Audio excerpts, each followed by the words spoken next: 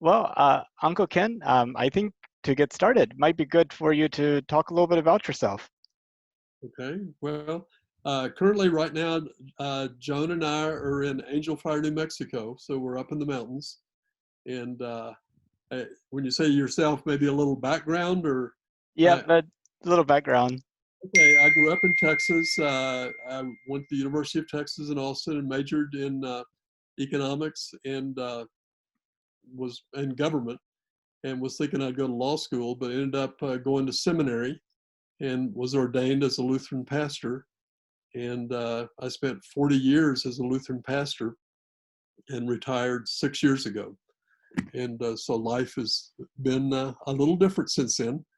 Your Aunt Joan and I live on a ranch about 30 minutes east of Austin, and we have like a bed and breakfast. We have cabins on the ranch where guests come and stay, and that's kind of in essence a ministry to people to be close to nature and get out of the race of the city and hear the birds and feel the wind and that sort of thing. But it's been a good life. You mentioned you're in Angel Fire, New Mexico. How is the night sky? The night sky is incredible. They do not have the dark sky designation yet, but there's been conversation about that, about trying to go after that certification. I think it was 2 or 3 years ago for Christmas, I gave Joan a membership in the Dark Sky Association because at our ranch, the first year we had opened, we got an award or recognition for being the best bed and breakfast for stargazing in the United States. So we love the sky. I'll have to send you a picture I took of the moon rising night before last from the deck looking out at the sky. But it's beautiful. You can see the Milky Way here. It's dark enough for that. So it's a beautiful place. And there's a comet that's visible right before sunrise, comet Neowise, and it's visible with the naked eye. So it might be worth getting up, 3 or 4 in the morning to take a peek at it. It's early. Do you know which direction it's in? I'm not entirely sure. I was just looking at a website that was trying to give some directions on how to see it. I could send you that, and it'd probably do a far better job of getting you pointed in the right direction than I could. Okay, well, send it to us and we'll take a look. Joan is the early riser. I'm usually the late to bed, and she's the early to rise. So we'll team up and see if we can see it. Yeah, maybe she could go out, see if it's really visible, and if so, then come wake you up. Right. There's usually a meteor shower here, kind of middle to late August, and we frequently will go out and spend time out on the deck and watch for that, and that's been wonderful to see. Yeah, it's also a good reminder that rocks are constantly hitting the earth of Yeah, all sizes. don't like to think too much about that, but yeah, It might be kind of good to have better tracking of them and earlier warning. yeah. Well, I remember a few years ago when I don't know exactly what you would call it, landed in Russia, and so many people had videos of the flash coming in, and with no warning, and where do you go? How do you get out of the way? It's pretty tricky. Oh, exactly. I mean, even if it wasn't civilization changing, it could be very disruptive. Just people staring at the sky at the fireball instead of watching where they're driving, even. Yeah, how to get out of the way of it too, if that's a possibility. But we were just talking about how this project is a time capsule of kind of people's perceptions and views. And you were talking about how you were looking back at letters, and I was wondering, um, as you look back, oh, what are some of the things that you find the most valuable in terms of thoughts and experience and attitudes that were captured, that might be good to capture in this interview with you looking forward? Hmm. You're thinking from like from my dad's letters in that experience, yeah. Um, I I guess one of the things I just read an article this morning too that things were written down, And the fact that I can actually read my dad's handwriting and read, what he was going through or experiencing firsthand. And nowadays we move so fast, and it's so easy to just do a digital message or emoji, just something quick, and there's not a real sense of dialogue. And I was reading an article this morning about a woman with two children, and the grandmother was farther away, and they received a letter in the mail to the two kids. And you would have thought that they won the lottery. The fact that they got a letter from their grandmother, and they cherished it. It had their name on the front, and they immediately set to work to write something back to them. So I I don't know. I've always enjoyed history, so the idea of having something to pass down, and I guess somewhere along the line, none of that's going to be available anymore, but at least for a couple of generations, it is. And I can't imagine going through somebody's old emails or text messages the way that I've been able to go through letters. It's just a different form of communication. So that time capsule aspect was real positive for me. Yeah, and also, I mean, from the handwriting, you can see were they in a hurry? Uh, what color pen did they choose? I guess it was probably all black pens back then, though. But is it even legible? Can I, do like when you're sending text, it's real easy to put a number 4 instead of FOR. And so it's kind of like learning the language of that time to see how they were able to communicate. Yeah, and you talk about personal connection. I mean, so it's on one hand we're sending lots of characters towards each other, but we're really sending few messages and that are heartfelt. Right. Um, you talk about that letter being really special to those kids. Do you think it would have been special like 40 or 50 years ago, whenever that was the normal way of communicating, or nothing really changed over that time? I think it would be. My grandfather was in Iowa, and I remember our family got one letter a year from him when I was a boy growing up. And it just happened that my mom basically saved all of those letters. And so it was just really cherished to go back, because he would send a letter to our family, but in the course of that letter, there might be a line about what I'm doing and what my other brothers were doing, and kind of his comments of what he was experiencing then. And sometimes, we do a lot of messages back and forth, and they stay pretty surface or shallow, as opposed to kind of sharing something with a little more depth to it. But I think the written word's always been um, special, important. Yeah.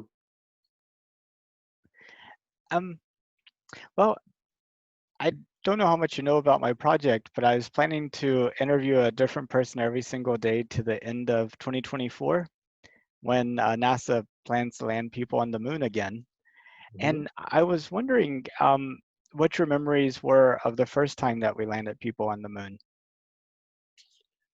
The let's see, what was that in like '68 or Yeah, let's see, December 25th, 1968, we had Apollo 8 go around the moon and take that Earthrise photo and then come back. But the first landing with Buzz and Neil Armstrong didn't happen until the summer of '69.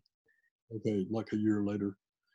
Yeah, it was interesting because that was right in the middle of all the Vietnam type stuff, and for me and for a lot of people, that was a real protest era of being angry at the government and angry about people dying almost seeming uselessly. And I think what happened with the moon launch and landing, that had a sense of patriotic fervor that even in spite of everything else going on, there was a real kind of coming together with the excitement about something that was so new and different that it captured virtually everybody's imagination. And so I think it was a sense of patriotism that we probably haven't felt for a while in this country. And in terms of gains and common purposes and that sort of thing, I don't remember as much about that, but I just remember the excitement of watching that take place.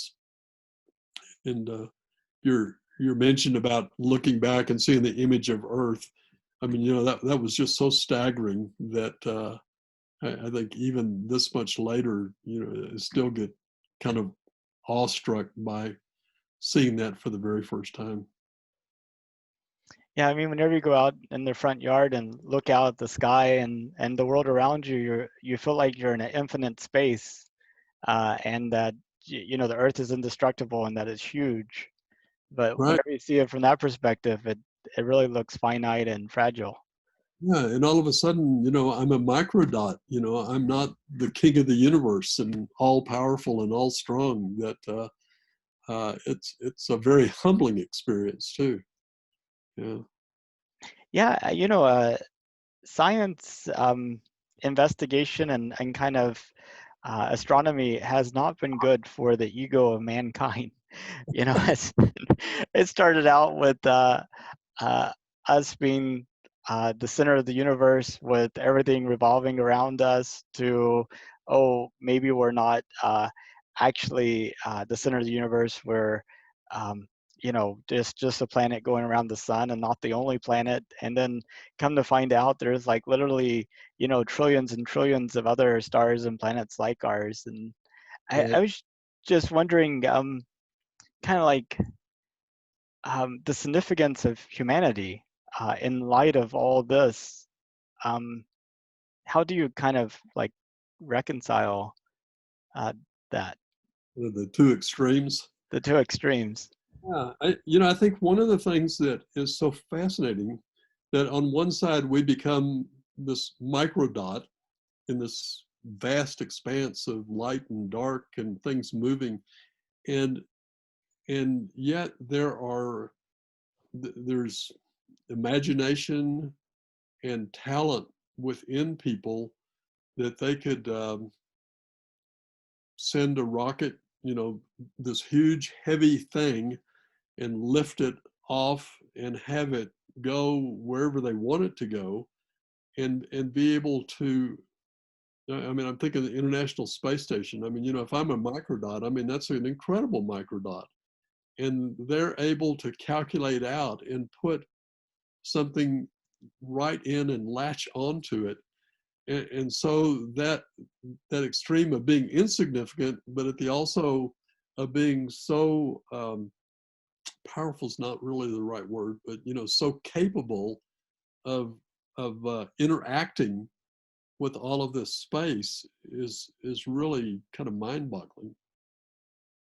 So Yeah, it is. I mean, and then also on the other scale of things, we're able to get down to subatomic particles and the actual genetic code that makes us up, and uh, you know, uh, kind of understanding sort of like the mechanics of what keeps life going and those processes. Um, it does. I had a friend one time. He said he liked watching chess, but he had no clue how it was played, and he didn't want to learn either because he felt like that would take away the magic of it for him. yeah, yeah. And I wonder sometimes if that's true with our place in the universe, is if to some degree, ignorance make it a little bit more magical and special. I think that is, it's kind of like I'd rather eat a sausage than watch sausage get made. So it's like, but I think that's true. Sometimes I remember I had a couple of cousins from England that came, and we took them to a University of Texas football game, and they didn't know the rules whatsoever. and I grew up and knew all of the rules, and it was just kind of fascinating because they didn't need to know all of the details to enjoy the experience of the game and the fans and the band, and so they were able to just sort of take it in and enjoy and celebrate it without having to analyze it. And I think you're onto something. That's what do I need? I mean, I don't know how that rocket lifts off. I mean, I don't understand that. And so I can just, watch that with amazement and realize there's people inside, and just the thousands of people that have gone, interacted to enable that to happen, with each one with their own little bits and pieces. I remember we had as a pastor, I took a youth group to Atlanta, Georgia, to a national youth gathering, and there were maybe 35,000 kids there. And we had one young high school girl in our group, and she said, "Someday I want to work for NASA." And we were looking at the program, and there were all these workshops. And one of the things I asked them is everybody to go to at least one workshop every day. And I said, "Stacy, you really need to go to this one because it's a NASA astronaut that's going to be leading it." And she went, and was just thrilled, and then ended up going to Texas A&M and did like a student semester for NASA, and ended up going to work for NASA. And so she was driven in a different kind of way, that she wanted to be a part of that, and not just to stand back and be amazed, but she wanted to enter into the system and get into the nitty gritty of it. And so that was exciting for me to kind of watch that germinate and explode for her in such a good way. Yeah, you never know what's going to get people going on their path that they ultimately end up. That could Right, have that one workshop could have been the key that uh, right. pushed her over in that direction. Sometimes you see somebody, they're 6 years old and they know exactly what they want and they follow that track all the way through. And others, they may bounce around to several things. It's like, oh, now this is interesting, and let's go focus on that for a while. When can I ask you a question too? Oh, please. What? When did this space odyssey kind of kick into gear for you? Was this something new, or is this something that's been laying back there for a long, long time? Well, I think a long, long time because I remember my dad taking me to the Johnson Space Center, and back when we went in like the 1980s, it was an open campus. You would walk around the campus just like the Johnson Space Center employees. Right. The exhibits they had were just in random buildings throughout the campus, like Office Building 3 on the second floor. Go look in this corner. And you could just, drive up, walk around the campus like nothing. And, they had everything kind of throughout. And you would go in at the cafeteria at the same place where the people that work there ate, which is all Right. kind of weird. Now it's a completely closed campus, and then they have the Space Center Houston next to it, Right. where it's just complete exhibition and tourist type thing. In some respects, I really like the old way better because it Yeah. really felt more uh, connected or integrated, less like it was. I mean, you felt like you were really experiencing the same thing. Right. But growing up, um, my friends and I, we would watch Star Trek and read science fiction and what have you. And with the advent of SpaceX and what they've been doing in terms of showing that you can economically create reusable rockets, and Mhm. that a private company go out there and really change things and really challenging the existing way of things. I don't know if you're familiar with what they're doing in Boca Chica, SpaceX. I don't. I know there's a place in South Texas too that has been working. But That, that's right. That's the one in Boca Chica, right next to Brownsville. oh, Uh, okay. Down there, they're building a 100% reusable rocket that they think could fly as many times as 3 times a day and could carry 100 people into space at a time. Mhm. And they're not just building one, they're building a factory that they think can actually produce 2 of these a week. Oh, really? So they're talking, if they're successful in this, kind of like the order of magnitude of being able to launch things in space, and that economic of scale is just completely different than where we are now. I mean, right now, you and I are talking, you're in one state, I'm in a different state. I mean, for us just to talk to each other without the video, as little as like 15, 20 years ago, we would be paying so many cents a minute. Right. To do this basically for free is just, but the concept of having a rocket of 100 people several times a day is so incompatible with having one guy come down a stair step and step on the moon. So that, I mean, that's light years different. So is all the Star Wars experience that you had through the movies and getting excited about that, is that something that you sense becoming somewhat of a reality, or is that kind of the game side of what reality might look like? Yeah, it's really kind of a challenge. You have people that live in cities and people that live in the country. You have people that go on sailing voyages around the world and who climb up to the top of Mount Everest or go to the bottom of the oceans. And you have people that like to just spend time on the beach. And it's kind of interesting as you see the attitudes and points of view of each of these sets of people, and how sometimes it's completely unintelligible and unrelatable to people in other groups. It's kind of hard to talk about. There's lots of people who will stay on Earth and they will be quite happy here, and they have no interest in going someplace else.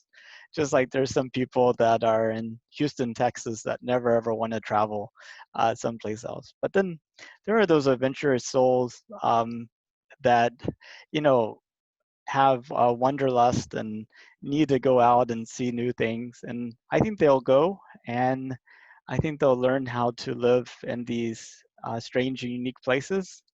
And I think they'll have kids who have no choice but to be there, and it kind of will progress like that. So, as you were saying that, I'm reading a book right now called White Fragility.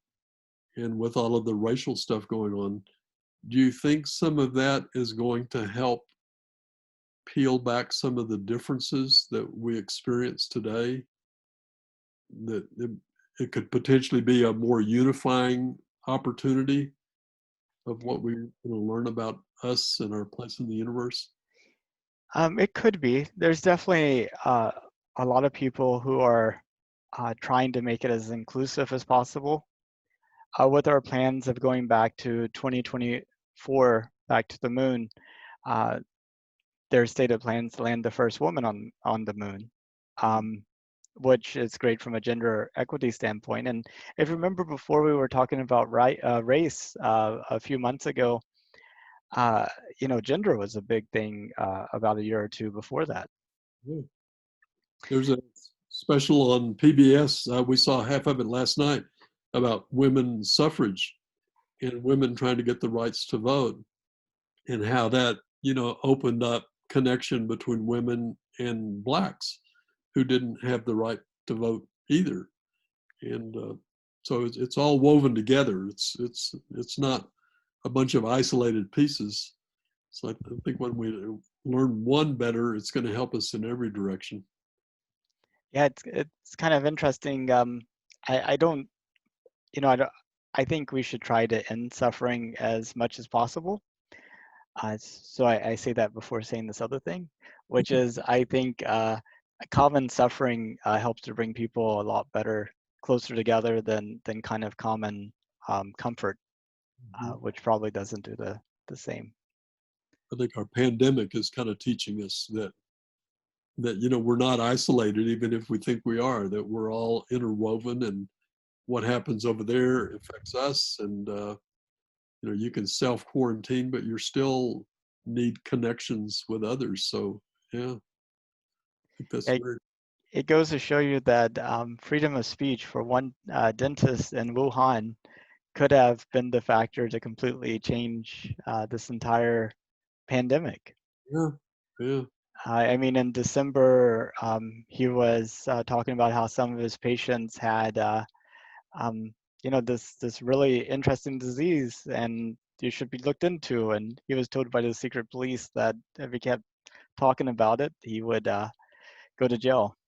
Yeah. Uh, Yeah. And then our response, rather than welcoming all the information and bringing it together, we tried to shut down that and just kind of do Pollyanna pie in the sky and not respond. So there's a variety of steps along the way that could have made a huge difference. but I don't think this is going to be the last pandemic. Um, I'm afraid you're right. and if you look at a number of trends, I'm wondering if this may be the beginning of the end of cities, because living out in the country is difficult if you have to work in the city, but we're learning that majority of jobs are probably information jobs, not jobs where you have to physically be there. And there's a service called Starlink that's in the process of being deployed. Have you heard of it? I have, where they have all the satellites up, so communication will be so much easier. Now, I guess the question with that is it going to be affordable for all, or is it going to be tiered in such that we still keep some people in poverty with it or not? Um, I think it's going to be affordable for most people. Um, uh, and if it was affordable for most people, then I think it would be um, possible for maybe a few progressive people to get together and help offset the costs for those who would have some trouble Yeah. in funding it. I guess the difficulty is, and I think poverty is a big issue in our country, and it still goes back to prejudice and racial, is that for many people, they were able to work at home, and they're continuing for employment and income was inconvenienced, but it didn't stop. But people on the lower economic side, when somebody says wash your hands and wear a mask, and they don't have clean water, and they certainly don't have appropriate mask, and their only income is to go out and do physical labor, manual labor, looking after people in nursing homes, all those kind of jobs that cannot be you can't phone them in. You've got to have your hands dirty and hands on. And I was just talking to somebody too, is that those people that are most vulnerable, how do we look after them in the midst of this and whatever's coming next? Yeah, I mean that's very true. Um, and there's been talk about the need for universal basic income as automation um, takes more and more manual labor away, and just the need to make sure that we have a good floor for everybody that Mm-hmm. supports everybody equally. And if you look at kind of our response in terms of this pandemic and the direct payments to people, Yeah. it's almost like we're already starting to experiment in a very actual way with this concept. Yang kind of got pushed off the stage for being, you can't do that, to the party in power saying we're doing it. And the same with insurance. It's like if if somebody is sick and has no money, we need to take care of them just as much as anybody else, because their illness is going to ultimately affect my health. And so I think I hope that this time has taught us some of this kind of stuff, that we've just got to think differently about how we are. And I know we still got the rich get richer and the poor get poorer, but I hope somewhere in the midst of that, that it opens us up in a good way. You mentioned you're reading White Fragility, um, and I recently read a book called The Color of Law, and it talks about discrimination over the past 150 years whenever it comes to housing and um, Right. things like that. Constitutional. Yeah, like the redlining and you know um, how um, whites were able to get you know cheap loans after coming back from World War II, but black people weren't able to, and ultimately this meant that we created these ghettos in Right. lots of our large cities, and it's kind And of even small towns. Yeah. and it's like the generation without the knowledge of that history, it is very easy for people of contemporary time to just wash their hands of the entire situation and say, well, I went to school. Well, your school was very different than their school. Yeah. and I went and got a job. Well, your role models were very different than the role models they had, you know. Uh, and I was really concerned about would I have a prom dress or suit. And they were concerned would they be able to get home without being attacked in a violent way. And yeah, I mean it's kind of it's very easy to be choosy about what problems we fix if we don't know about the problems or kind of like the historical causes of them as well.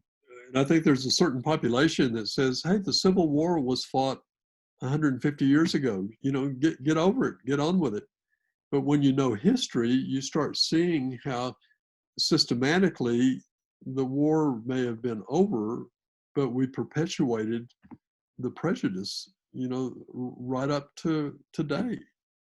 Uh, you know, it's just kind of mind-boggling that we've been able to the white supremacy has been able to do that to people for so long. And Yeah, and it's almost like self-validating in some degree. Um, you right. know, uh, but I mean, like for example, I went at the end of May. Uh, SpaceX is going to launch those two astronauts into space, which would have been the first time that we launched uh, anybody into space from the U.S. since the retirement of the space shuttle in 2011, Yeah, and the first time ever that we launched somebody on a commercial vehicle. private, yeah. And so Christopher and I drove to Florida, Oh, you uh, do? and unfortunately, the weather was bad, and they canceled the flight for that day, and we uh, didn't think it was going to happen on the weekend, so we came back early. So we ended up watching on the TV anyway. But in Alabama, we stopped to get gasoline, and on the other side of the gasoline pump, there's this guy that got pulled over for making a wrong left turn. Turned out to be a black guy with a white police officer.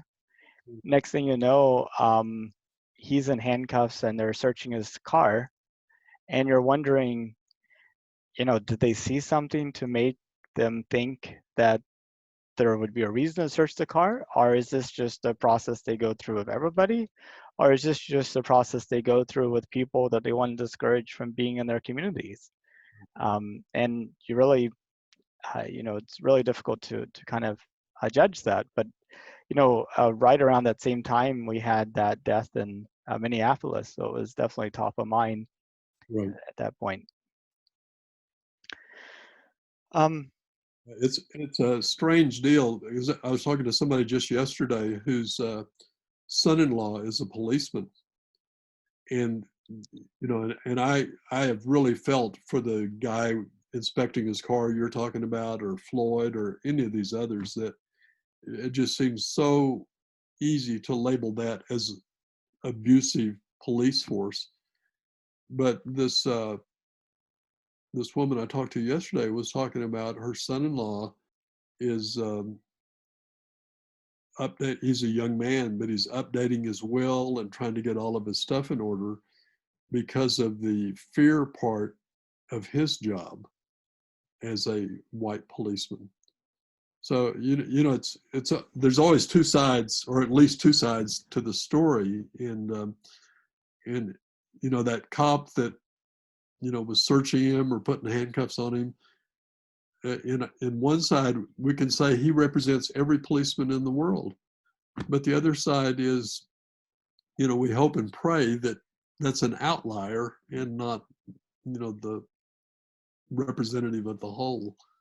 But that's got to be, it's an incredibly tough job to, you enforce, and, you never know what's going to happen, when you walk up to a car. And some of that has been pretty terrible. But I just think we need, the idea about defunding police, defunding is kind of a rough word, but, I think we need to do things very, very different. And we've militarized the police, where our police look more like military people than the cop on the beat that some of us grew up with. Anyway, that's another side. I know. I mean, we should feel like the police are sort of enforcing our own rules as opposed to being an occupation inside of our community. Right. And community policing is a great idea whenever you know the guy. And I mean, that can also go the wrong direction too, because not everybody knows the guy, and he lets you go 10 miles over the speed limit, but somebody else goes 2 miles, they're getting a ticket. Yeah. I don't know if you remember, we had two young girls from Peru who came and lived with us for about 6 months after we'd met the family down there. And they were 13 years old, and we had gone to Galveston, and we took the ferry across to Bolivar. And, you drive on the ferry boat, there's cars, and then you can get out and walk around. And also on the ferry was a policeman in his police car. And so I started engaging him with conversation, and the girls were hiding behind me. And after the conversation was over and walked away, I said, why were you hiding? And they said, in Peru, we're afraid of the police, of what they'll do to us. And so that was about 1995, 94. So, that was kind of a warning system for me, that everybody that sees the police doesn't see them in the same way that I see them. And a challenge. I know.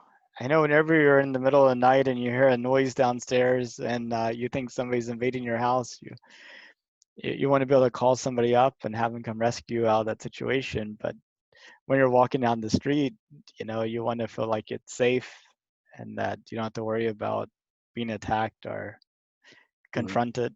Mm, it's a challenge. Yeah, it is. It is. Yeah, the Earth would be great if it went for all the people, right? Back to nature, and we're just fine. Yeah. Yeah. No.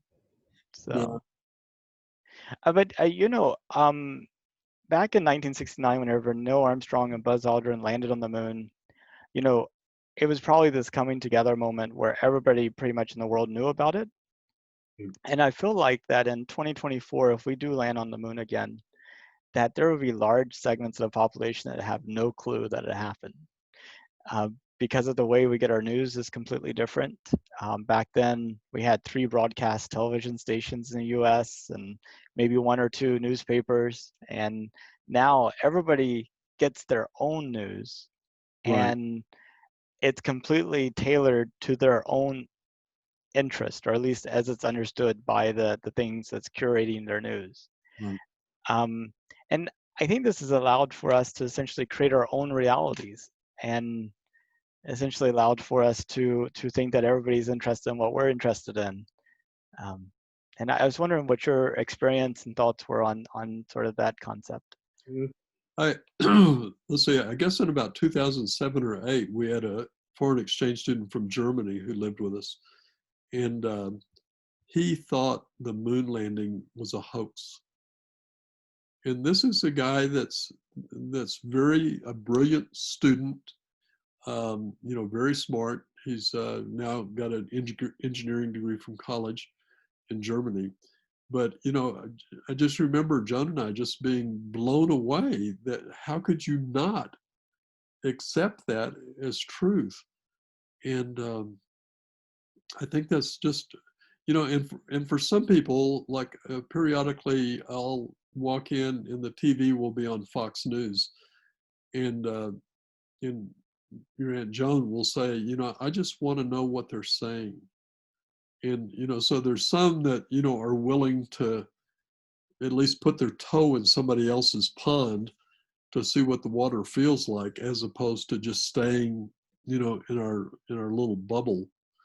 Um, but you know, I mean, that's a fascinating thing to think about. Is, you know, will we come together? Because, you know, right, you know, and I guess it depends on the source. Because like I enjoy listening to BBC, and they have news from all over the world.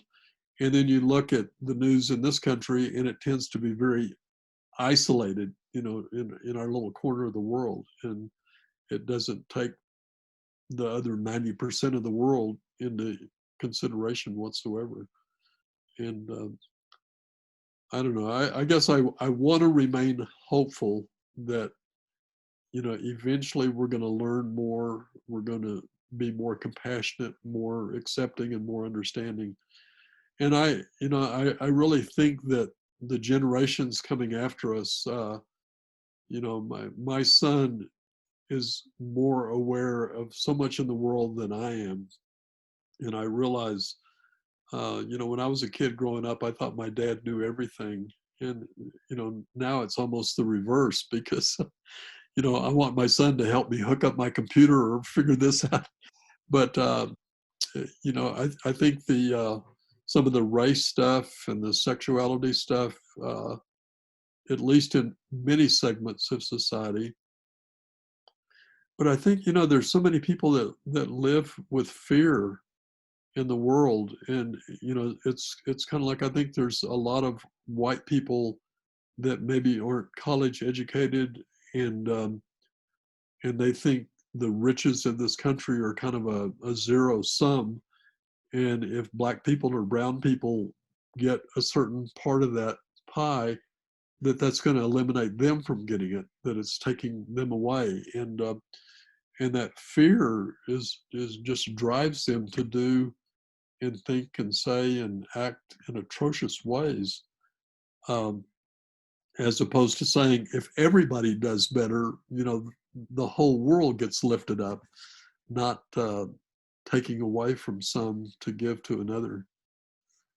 So I don't know. It's we're in a challenging time right now, I think. But you know, that same logic gets played out across the world between conflicts between countries as well. Um, there's I've heard that like World War One was essentially a war about resources. That leading up to World War One, there was a lot of talk about how the world had limited resources, and you know, the thought was, you know, if you don't go out there and you know, take over the resources now, they won't be available for you later. And that the killing of the Archduke was just kind of like the excuse that was used to precipitate something that um, the you know, Germany was already kind of gearing up for. Mm, And um, I heard this person, Robert Zuber, and he said that um, the the problem is not lack of resources. The problem is people thinking there's lack of resources. You know, the problem is not too many people. The problem is the people who think there are too many people, and that drives all of this bad behavior that you're alluding to. And I was wondering if if you kind of agreed with that thought, or if you see some kind of holes in it. Yeah, I have a friend who's a retired hydrology professor, uh, engineering from University of Texas, and he's done work for the United Nations and gone to the Middle East and to Africa, and he's doing geo surveys of water. And one of the things he said is that the wars of the future are going to be fought over resources, and particularly water, which is so keen. And I know, like in the Middle East with Israel and Palestine, the water source is controlled by Israel, and ultimately that gives them control over the Palestinians of what they open the gate or close the gate. So it's interesting to think about some of those that are very basic. You think land, water. I mean, there's not much more basic than that. That becomes something to fight battles over. Yeah, I don't know. I think the hope of the United Nations to not be political, but to be a force for world peace and world good has worked in some categories, but other categories it's still a struggle. Um, our weaponization of the world. The United States. There's so many companies in the United States that make money for selling arms and munitions to all of the other parts of the world, and yet we think we want to be the force for good and safety and security, but we are really feeding the fires of future destruction for the sake of profit. And that's a pretty sad, I think we've really lost our voice and our position as a nation to be a focus for good in the world. And, we're just kind of abandoning that, thinking that it's all about making a deal for money. And that's pretty frustrating. Yeah, it is. Um, what do you think is the solution to it? I guess the first part of the solution is going to be an election coming up in November. But that's just a step, because the munitions and those kind of places, they're giving money to both the Democrats and the Republicans. But I think specifically um, I think we've got to understand that we can't be an isolated country anymore. We can't stand by ourselves, and we can't thumb our nose or criticize that. We need to build alliances and connections with all people around the world, and just like the global warming, the Paris Accord that came down. I mean, that was, in my mind, that was a stroke for a positive direction. And obviously a lot of people were struggled with that, but for us to just arbitrarily back out of that is just I think it was a sign to the rest of the world that we don't give a flip about anybody except ourselves. And I think changing that rhetoric is a critical thing to do. And and I know there's a lot of politics that I don't understand or don't know about, but I think we've just played a card that you can't play in 2020. I mean, that's going back in time to think that we could be isolated and safe and don't need anybody else. If nothing else, we need them to buy our stuff. If we actually make stuff anymore. And just the nature of our political campaign seemed to be so much about personalities and egos, as opposed to issues, and really a conversation of different trade-offs and different visions of the future and different visions of how we work together.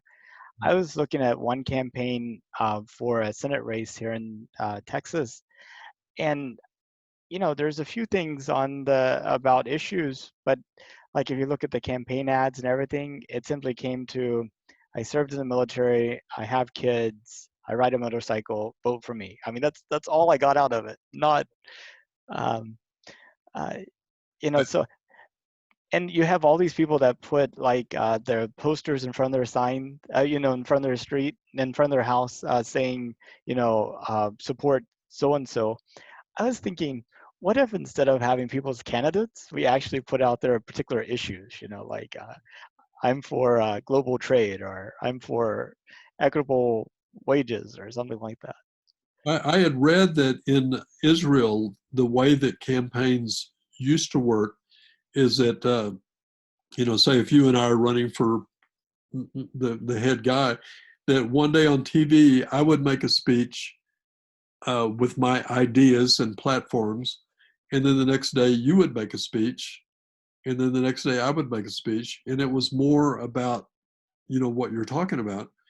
And then what's happened over the last 20 years is that all of the political pollsters and political campaign people have gone into Israel, and they basically have changed the way they do politics, and they're back to doing it the same old mudslinging and lack of any kind of meat like we are in the United States. So, there's other places that have practiced this, but there's no money in that, so, and, right now, it's kind of like the munitions and selling all that. There's big money there. There's big money in campaigning and people designing campaigns. If you just said, okay, all the TV stations, Nathan's going to talk at 6 o'clock Wednesday evening, listen to what he has to say, and Kent's going to be on Thursday evening. It's like nobody makes any money. So that is flipping things around. Yeah, I think I have a story that kind of illustrates the problem or where we are. And that is, I was in downtown Houston a couple years ago working on a project. And at lunchtime, I was walking around, ran into this fundraiser who I think was raising money for like the children's fund or something like that. And he's like, um, use your voice, which is your donation or something like that. And so, the money was equated to speech. And, money is such an impersonal thing. I mean, the dollars don't care about who they belong to, uh, No, and I always hate whenever people ask me for money because it's like, that is like the least of me that there is. I'd rather you ask for me for like sweat and tears and labor and put me to work or ask me for advice or my opinion. But and that's sort of the thing about this project too is what people are giving me is themselves, not something that's not themselves. that's right. Well, and going back to what you're saying, when the Supreme Court came out with that deal and said corporations are people and they could contribute to campaigns, it's like, what? There's no logic with that whatsoever. But it threw money in the middle of the race. And if you don't have money, you can't run the race. And if you have enough money, you can buy as much research and as much hands on the computer attacking any view that doesn't go your direction, and you can really bully everybody into your side. Right. And money buys politicians and buys votes in ways that are not exactly bribes, but they're sort of bribes. And, and I've read like congressmen have to spend, the amount of time they have to spend raising money and they're only elected for 2 years. That cycle is always there. And, it's just, it's not about governing. It's about perpetuating one side, A or B. Yeah, indeed. And I just had a thought, but can't remember what it was. I'm sure popped back into my head in a little bit. But Are your boys on board with the space adventure? um, well, my oldest son, I was able to interview him, but my youngest son, he's like, you have to do me last, or something like that. So it'll be a while before I get to interview him. But I told him if anything happened to me with the COVID-19 thing, he would have to carry on the project. So he's been really concerned about my health since then. Yeah, So. good. I'm glad they are, because we've really stayed isolated during this whole thing.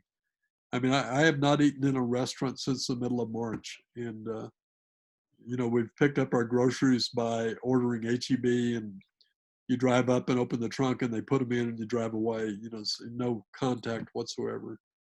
And we've really tried hard to keep that side of things going. because we want to be around for a while. I want to see the launch in 24. Yeah, me too. But if it was safe and affordable, would you go to space? It has not been a burning desire for me, but I could see that happening. Safety would be a big issue. I mean, like right now, I don't even want to get on an airplane, with, everything that's going on. But it's not my burning desire, but, I could see possibly if they're going to take somebody in their 70s and maybe not super fit, but has a good heart and a good mind. Yeah, No, mother and I asked a mother and daughter about this. It's like one of my last in-person interviews before the whole lockdown. And the mother answers first, and she's like, "Yes, absolutely." And the daughter's like, "No, I don't think so." And the mother looks at the daughter like shocked. Like it was kind of a great little moment. like I thought I knew you. That's so. Yeah. So where are you archiving all of these? Yeah, I have a website, countdowntothemoon.org, and I have the last 200 and some odd interviews there, just on there, unedited. Occasionally, I put a few little comments, but at some point, it'd be source material for some type of research. Yeah. So how many have you done now? About 200. Okay. Okay. So that's where you're at. Yeah, and I got about 1,600 more to go. So if you know people, Well, I mean, that's great. I just think that's wonderful. So you're taking recommendations on people? absolutely. I'm anybody I could get. Before the lockdown thing, one of my roles was all the interviews had to be in person, and I was asking people at coffee shops, at the mall, on the street, at Uh, the airport, and things like that. But you know, I I'm not really in touch with the masses of humanity, but I get the sense that going up to random people now for an interview would probably not be good. yeah, I think you're probably right. And that's one of those little changes that we have because, John would tell me, it's like wherever I go, I end up in a conversation with somebody. But now, you're wearing a mask when you're out. You can't see, are they smiling or are they frowning or, what kind of, how receptive. And then like, okay, I don't want to be within 6 feet of you. And so, we're changing up because this is probably an ideal format because literally you could be anywhere in the world talking to anybody in the world is so all of a sudden your potential group of people is expanded considerably. Yeah, in fact, I was thinking of maybe I should try to interview one person from every country, just kind of work down the list. I was thinking that too, just as you said that. It's like, okay, I should put you in touch with our German exchange student and see if you can interview him. Yeah, that'd be fantastic. Did he tell you why he thought the Apollo mission was a hoax? If he did, I don't remember what he said. I was just, I was so surprised that he even would think that I don't remember now, the rationale for it at all. I've talked to a few people that thought it was a hoax as well. One common thing between them was just how unreal the photos looked, Uh, with the video. And then another person I talked to, not as part of this program, but earlier, was that, if we went, why do we stop? And since we stopped, we must not have went. So it's kind of like that logic. well, and we're looking at that through the lens of today. So like here, you and I have been able to talk like this, and they couldn't get a good picture, what is that, 50 years ago, but the technology was just not there. I mean, I've been through mission control in Houston, and it looks like something out of somebody's bedroom or something, with the kind of tools that they were using back then, and compared to what we have now, it's just incredible. Yeah.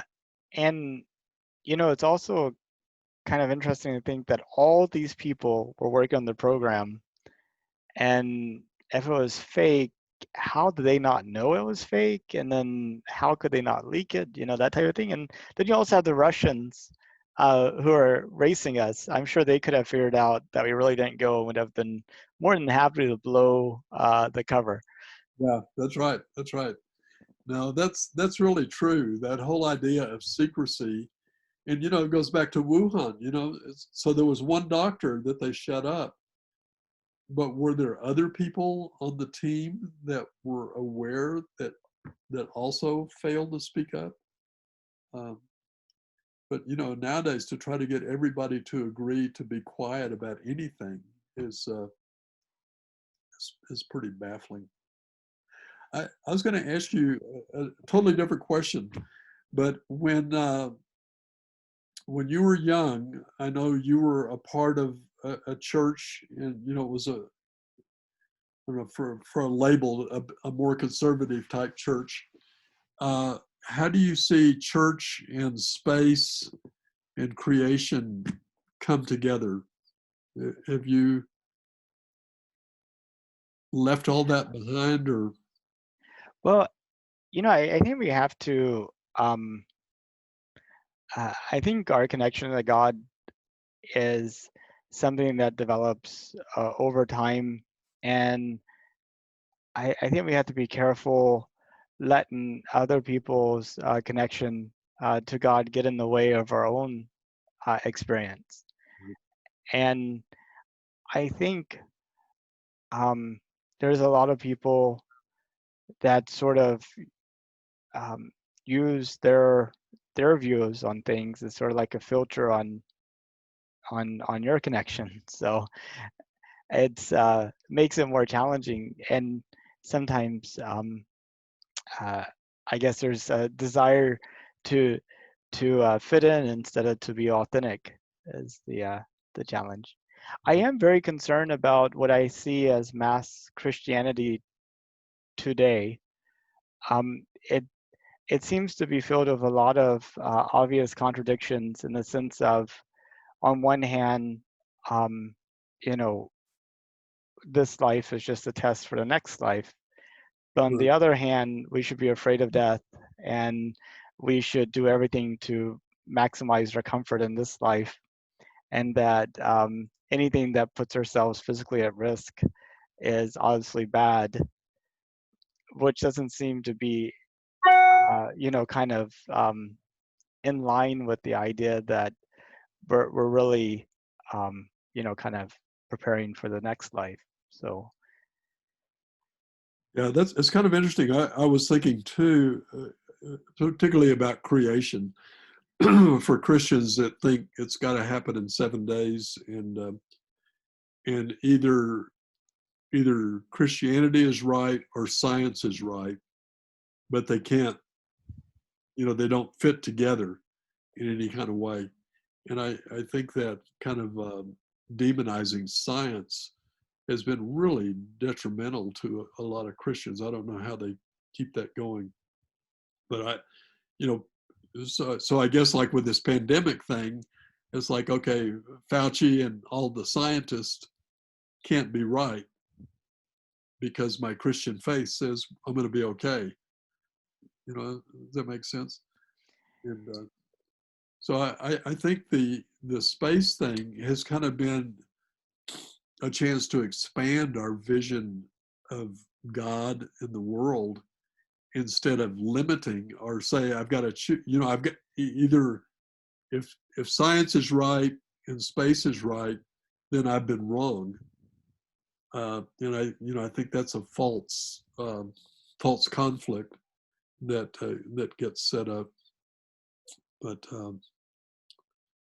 I don't know. It's just kind of fascinating. 'Cause I have friends who are scientists that are Christians, and they don't have to disbelieve. It's a matter of being more open to what the Bible is saying too. yeah. And, it's just also kind of, well, I mean, first of all, about the 7 days thing.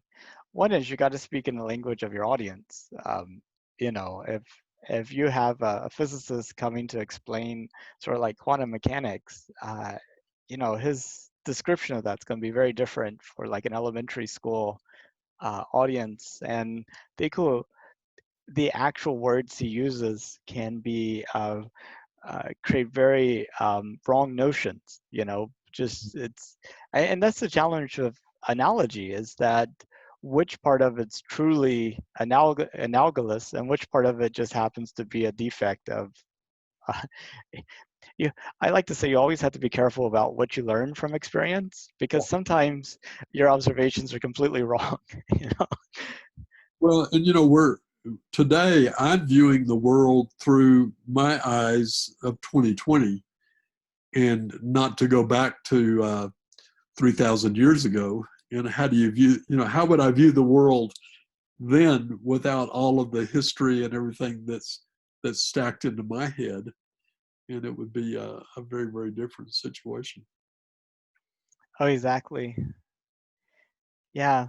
No, it's a challenge, and I mean, I just look at some of the things that Jesus said, like um, you know, pray for your enemies, do good to those who wrong you, turn the other cheek, lend to those who you don't expect repayment from.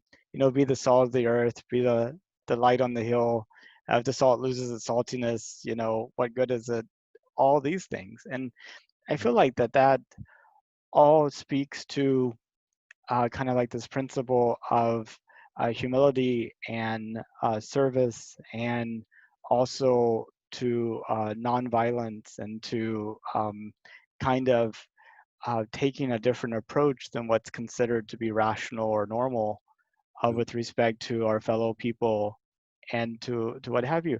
Almost, I mean, in many ways, I feel like Gandhi was probably more acting, and his followers were probably more in line with Jesus's actual teachings than a large swaths of Christianity is today in America. Yeah, we've Christianity in so many cases has become another institution.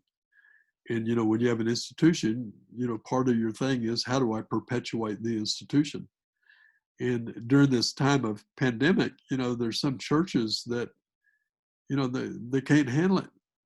And I think for others, they've seen this as a wonderful creative opportunity to say church is not just that building that I go to for an hour on Sunday morning, but being a part of church has to do, like you said, with the teachings of Jesus. Who is my neighbor? All this kind of stuff.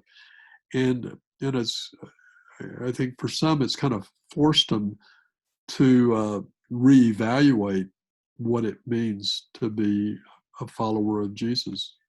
And I think that's a good thing, because it gets us out of the buildings. Exactly. We go sleepwalking through life, and then we have something like this pandemic that, slaps us awake. Exactly, 100%. Oh, that's good. Well, this has been great to talk with you. It's been good to talk to you too, Uncle Ken. I would love to catch up more frequently. Yeah, I would agree. I would agree. So I know Joan's on your schedule. So are you scheduled out like a month or two, or? Just a month. I have somebody every day through the end of July, and then just a couple of days in August. So Okay, that's great. Well, if I, John and I'll chat about some other people. I may send you a couple of folks. I've got one friend that would be perfect for you. Last week he sent me a long poem he wrote about God and Jesus and the devil, and everything we've been talking about. And his wife is a very strict Church of Christ, and it just drives him silly. And he is, very critical, in a good way. And I think he would be a fascinating guy for you to do a chat with. that would be fantastic. I mean, I'm looking for the widest set of views possible. Right, right. If everybody agrees with you, you could do two of them and then shut it down. But so what do you need from them? If you get an email address, is that enough to start with? Yep, that's fantastic. And then we can figure out a good time that works for them. And Well, I'll send you a couple of folks to think about. I'll send you the information about that comment. So, Okay, that's great. That's great. Good. Well, greetings and love to all your family, and I but hope you're doing good. Well, thank you, and you have a good rest of your day then. Yeah, thank you very much. Enjoyed being with you. Thanks, Nathan. Okay, bye-bye.